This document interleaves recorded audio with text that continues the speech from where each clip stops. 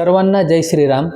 जसं की आपल्या मागील काही व्हिडिओमध्ये तुम्ही पाहिलं आहे की धर्मवीर सामाजिक युवा प्रतिष्ठान संचलित श्री वैजनाथ भक्ती मंडळाने मंदिर स्वच्छता मोहीम सोबतच आणखीन एक नवीन उपक्रम चालू केला आहे. तो म्हणजे आपल्या धर्मामध्ये, आपल्या सनातन धर्मामध्ये जे काही सण उत्सव साजरे होतात त्या मागचं कारण किंवा ते सण उत्सव का साजरे करतात याची माहिती आपण आपल्या यूट्यूब चॅनलद्वारे आपणासपर्यंत पोहोचवण्याचा एक छोटासा नवीन प्रयत्न चालू केला आहे. 14 जानेवारी रोजी मकर संक्रांत हा सण आपण साजरा करणार आहोत.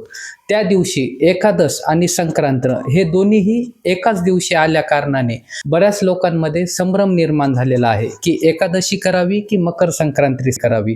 तर त्यानिमित्त आज आम्ही पंडित विजय विनायकजी पाठक यांच्याकडे आलेलो आहोत. तर याबद्दलची माहिती आपण त्यांच्याकडून घेऊयात.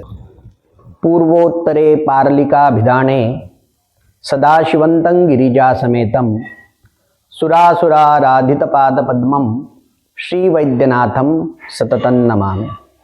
नमस्कार, मी पंडित विजय विनायक पाठक, श्री क्षेत्र परळी वैद्यनाथ. यावर्षी मकर संक्रांती आणि एकादशीचा उपवास दोन्हीही एकाच दिवशी आल्या कारणाने अनेकांमध्ये संभ्रम निर्माण झालेला आहे की एकादशीचा उपवास करायचा किंवा नाही. एकादशीचा उपवास हा केला पाहिजे. ज्या व्यक्तींना एकादशी आहे अशा व्यक्तींनी नेहमीप्रमाणे एकादशीचा उपवास करायचा आहे. ही एकादशी षटतिला नामक एकादशी असल्या कारणाने या दिवशी आपण तिळगुळाचे सेवन करू शकता, तिळगुळ खाऊ शकता. ज्यांना एकादशी नाही त्यांनी तर नेहमीप्रमाणे मकर संक्रांतीचा सण साजरा करायचा आहे. एकादशीचा उपवास हा भक्तांना असतो, देवांना उपवास नसतो, म्हणून देवाला आपल्याला नैवेद्य दाखवता येईल. ज्या व्यक्तींना एकादशी आहे अशा लोकांनी देवांना नैवेद्य अर्पण करून तो नैवेद्य, तो प्रसाद अवग्रहण करावा असं शास्त्र सांगतं. अवग्रहण करणे म्हणजे त्या प्रसादाचा सुवास घेणे, जेणेकरून तुमचा एकादशीचं व्रतही राहील आणि तुम्हाला भगवंताचा प्रसाद सेवन केल्याचं फळही मिळेल. म्हणून सर्वांनी मकर संक्रांती आणि एकादशी दोन्हीही गोष्टी व्यवस्थितपणे साजऱ्या करायच्या आहेत.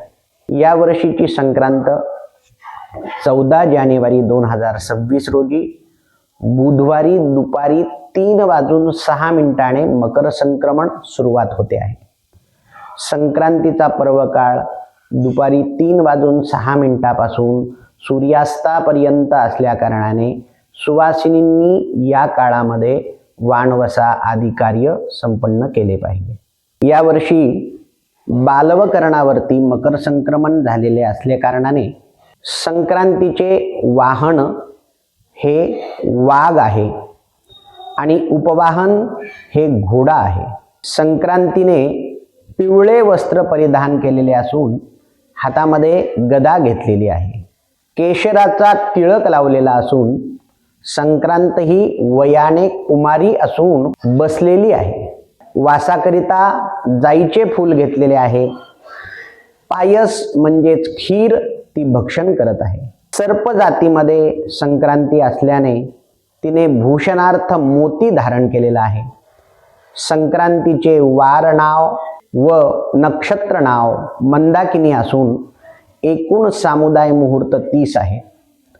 पूर्वेकडून पश्चिमेकडे जात असून वायव्य दिशेकडे संक्रांती पाहत आहे.